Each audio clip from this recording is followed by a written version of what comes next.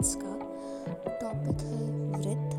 और ये chart paper basically जब क्लास में लटका रहेगा तो वृत्त चैप्टर से रिलेटेड और वृत्त से रिलेटेड जो कुछ प्रिंसिपल्स होते हैं, जो कुछ रूल्स होते हैं, उसको बच्चे याद कर पाएंगे, समझ पाएंगे आसानी से।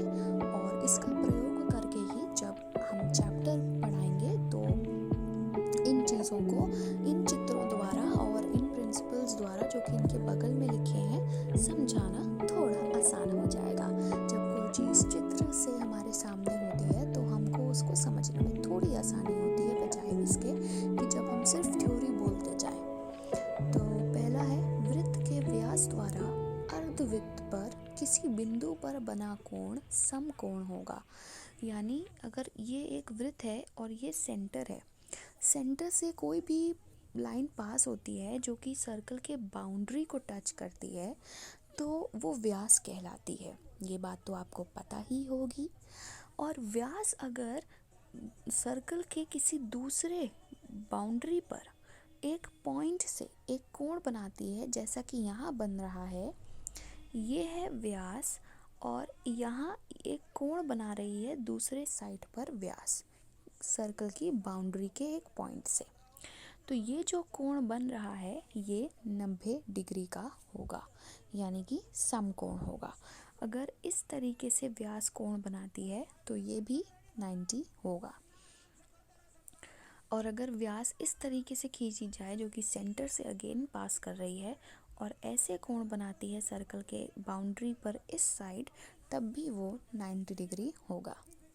दूसरा, एक ही चाप के अंतर्गत बने सभी कोण समान होंगे। समान यानी कि उनका जो वैल्यू है वो सेम होगी, एक ही वैल्यू होगी, बराबर होंगे।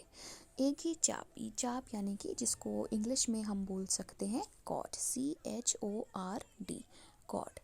और ये एक कॉर्ड है जो किसी भी सर्कल के दो पॉइंट को टच करते हुए बनाई जाती है। सर्कल यानी कि वृत्त के अंदर बनती है और सर्कल के बाउंड्री के किसी दो पॉइंट को मिलाकर, जब हम, जैसे सर्कल की बाउंड्री है, पता ही है आपको, ये सर्कल की बाउंड्री के दो पॉइंट हैं, इनको टच करते हुए जो लाइन बनी वो है चाप।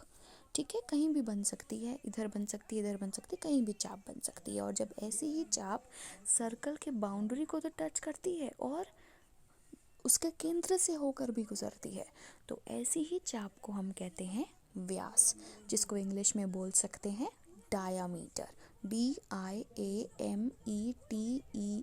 डायामीटर। ये चाप जब इस पॉइंट पर या कहीं भी सर्कल के कहीं भी पॉइंट पर एक ही चाप द्वारा कोण बनाए जाते हैं तो वो सारे कोण का मान बराबर होता है।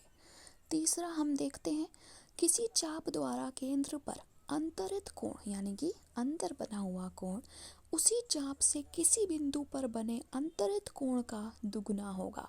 यानी कि जो कोण केंद्र में बन रहा है, चाप सेम है, आप देखिए यही एक चाप है जो कि एक कोण यहाँ बना रही है और एक कोण केंद्र के बिंदु से बना रही है।